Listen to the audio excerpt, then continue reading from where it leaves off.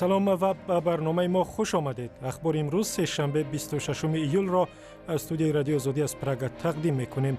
امروز در برنامه شرکت راه آهن تاجیکستان وعده داد راه آهن دوشنبه قرغان‌تپه کلاب را به زودی باز می‌کند. و 24 август ما باید که راه رو سپاریم ساختمان رو. رئیس جمهوری ترکیه میگوید ممکن است آشوبگران ناکام دیگر بار سلاح به دست بگیرند. تبادلات نو امکان دارد، ولی اکنون این کار آسان نخواهد بود، زیرا ما در گرد و اطراف در حال آماده باش هستیم. نظامیان افغان امیدوارند با تحکیم امنیت در مناطق مرزی تجارت بین افغانستان و تاجیکستان زیاد می شود. توسط همون سربازا و سرچای ما دشمن عقب رانده شده، عالم کمک امنیت خوب شده. تفصیل خبرها. وزارت امور داخلی تاجیکستان گفت تحقیق قضیه ربودن دخترک 7 ساله در دوشنبه را ادامه می دهد. در وزارت روز 26 ایول به رادیو آزادی گفتند مطلوبه احمد و ساکن دوشنبه که به کودک ربایی متهم می شود ظاهراً با مادر آن دختر خصومت داشته است. عین زمان به گفته وزارت حادثه مذکور به مسئله ناپدید شدن دو کودک و قتل یک دخترک 5 ساله در یک محله دوشنبه رابطه ندارد. از این پیشتر گزارش شد که وزارت امور داخلی گروه 3 نفری را دستگیر کرده است که گویا مدت 3 سال اخیر به کودک ربایی مشغول بودند. مقامات انتظامی روز 20 ایول یک دخترک 7 ساله را که از محله صدبرگ ناپدید شد پیدا کردند و گفتند که با اتهام ربودن این کودک 3 نفر از جمله مطلوبه احمدوه را دستگیر کردند. مقامات تاجیکستان گفتند معلوم نیست حرکت از طریق یک راه آهن ترانزیتی مهم برای تاجیکستان کی از سر گرفته می شود. رهبران شرکت راه آهن روز 26 ایول در نشست خبری در دوشنبه گفتند برقرار کردن راه آهن اموزنگ ترمیز در ازبکستان به این کشور وابسته است. عثمان قلندروف رهبر شرکت این زمان گفت ماه آینده رفت آمد قطار در راه دوشنبه قرغان‌تپه کلاب شروع می شود. این راه مرکز را با جنوب می پیوندد. از نوسازی یوان قرغان‌تپه قسمان اجرا شده است و ساختمان راه باشد. من امروز در عرفه به انجام رسیده است و 24 август ما باید که راه رو سپاریم ساختمان راه.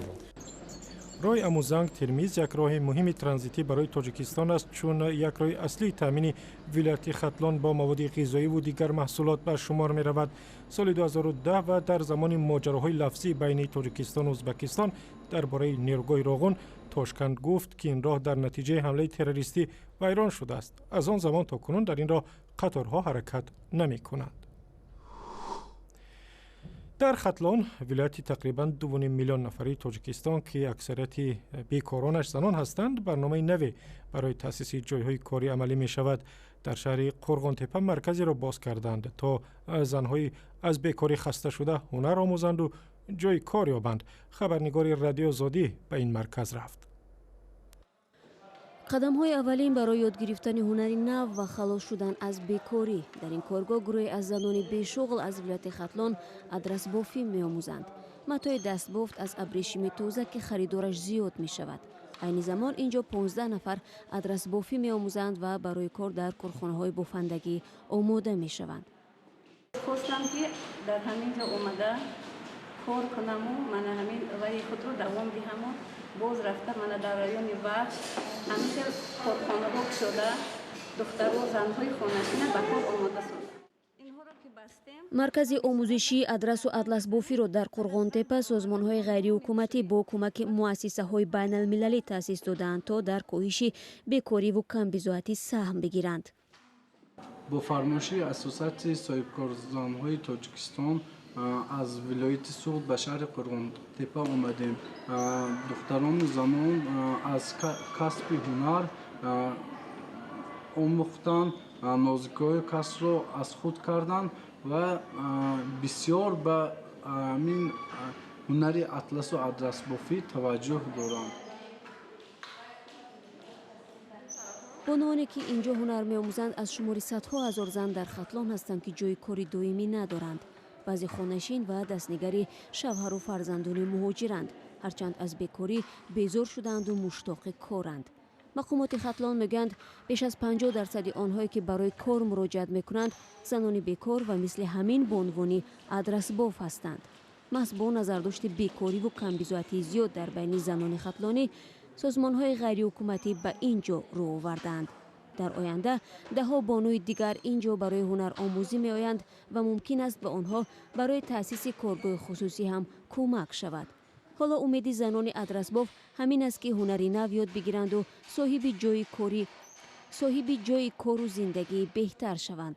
орзуе ки иҷрояш мисли адрасбофӣ душвору заҳматталаб аст.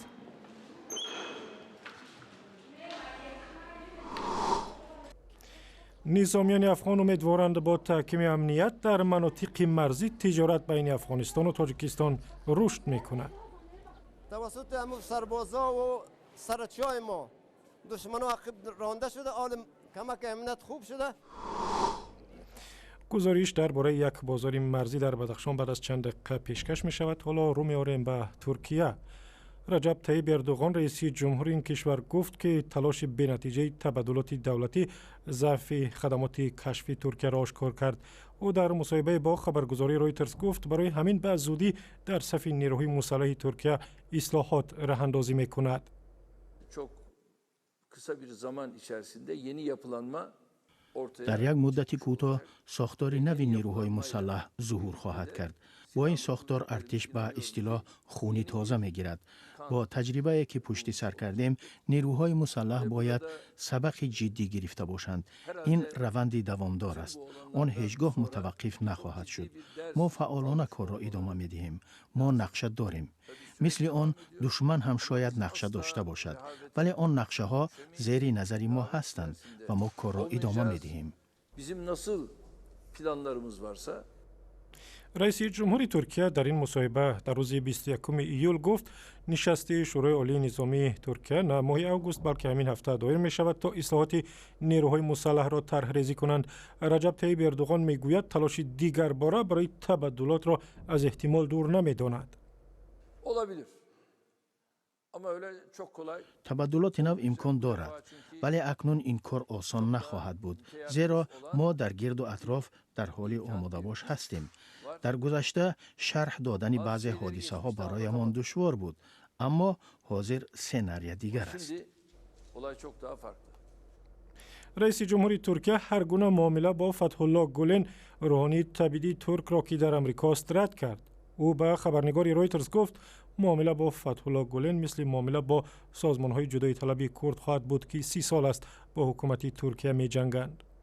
Çünkü bunlar özellikle bu ülkenin آن مردم در اداره های دولتی نفوذ پیدا کرده بر ضد دولت و کشور آشوب برداشتند. آنها در نیروهای مسلح بیرحمانه عمل کردند. آنها هواپیما و چرخبال ها و اسلحه را برای بمباران و قتل مردم خود استفاده بردند. این عملی غیر انسانی و غیر اخلاقی است. bombalar yağdırır mı ya? حکومت ترکیه فتح الله گولن را به راه‌اندازی تلاش برای تبادلات دولتی متهم کرده است و از امریکا می‌خواهد گولن را به انقره استرداد کند، اما خود گولن این ادعا را رد می‌کند. در نتیجه تلاش تبادلات در ترکیه در روز 14 ایول 246 نفر کشته شدند و بیشتر از 2000 کسی دیگر جراحت برداشتند. حکومت تاجیکستان میگوید قرار است در آینده در مرز با افغانستان چند بازار نزدی مرزی باز کنند تا تجارت بین مردمان دو کشور بیشتر شود. عین زمان در مرز 1300 کیلومتری تاجیکستان و افغانستان به خصوص در ولایت بدخشان 3 بازار وجود دارد که فروشندگانش افغان ها هستند، مشتریان از تاجیکستان. همراه شهلوی گلخواجه خبرنگاری رادیو آزادی به یکی از این بازارها می رویم. ناآرامی‌ها در افغانستان شماری تاجران افغانро дар бозори назди марзии маҳаллаи теми шаҳри хорух кам карда дар содироти молу коло ҳам таъсир расонидааст. чанд сол аст дар мавзеъҳои марзӣ гурӯҳи тундрави толибон амалиёт анҷом медиҳанд. бо сабабҳои амнияти марзбонони ду давлат гузаргоҳҳои сарҳадиро мебанданд. шайх афсари олирутбаи марзи шуғнони афғонистон ба мо гуфт бо талоши сарбозон ва нирӯҳои амниятии афғонистон гурӯҳи толибон феълан ба кӯҳҳои варду ҷӯроғ ки ҳам марз бо бадахшону тоҷикистонанд ақибнишинӣ карданд. توسط همون سربازا و سرچای ما دشمن عقب رانده شده. حال کمک امنیت خوب شده. дар Бадахшон се бозори марзӣ фаъол аст. дар Ишкушим, Тем ва Рӯзвай маъмулан шанбеи ҳар ҳафта ташкил мешаванд.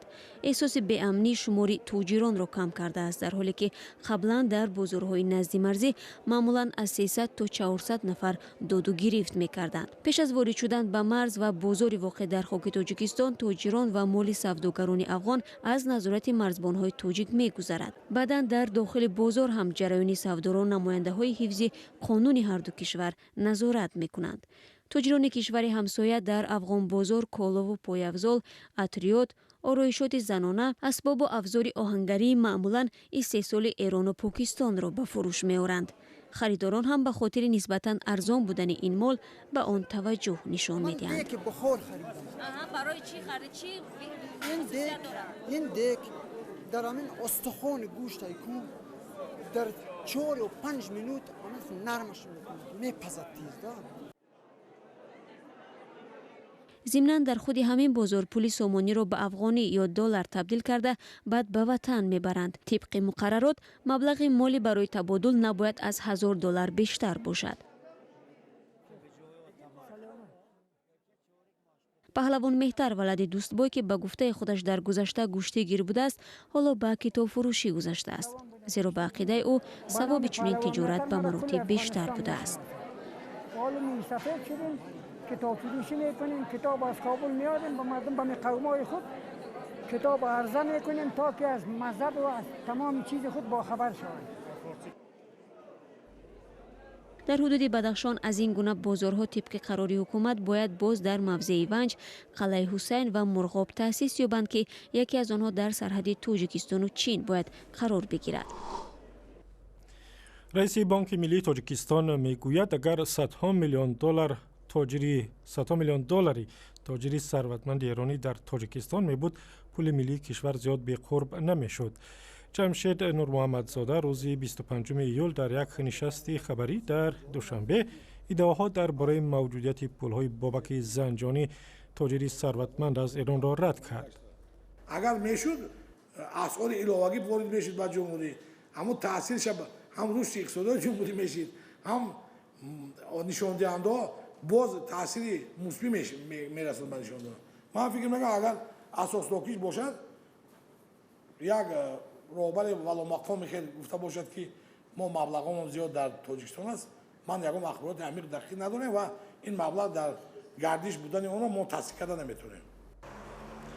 به ادعای مقامات ایران، بابک زنجانی که حالا با اتهام تقلب مالی در بازداشت است، در گذشته از طریق بانک‌های تاجیکستان $2.5 میلیارد انتقال داده است. بابک زنجانی در گذشته در چندین طرح از جمله بازسازی هفته وگزل دوشنبه میلیون‌ها دلار سرمایه گذاشته است.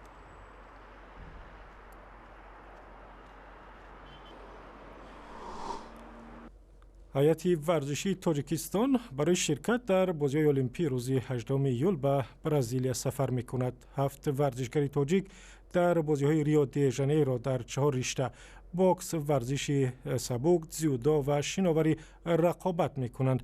هیئت از این ورزشکاران عبارت است: دلشاد نظرов، کامران شاهی اوستاپریان، محمد مراد عبدالرحمانوف، انور یونوسوف، کریستینا پرنژنکا، آلیم قربانوف و اناستاسیا تیورینا.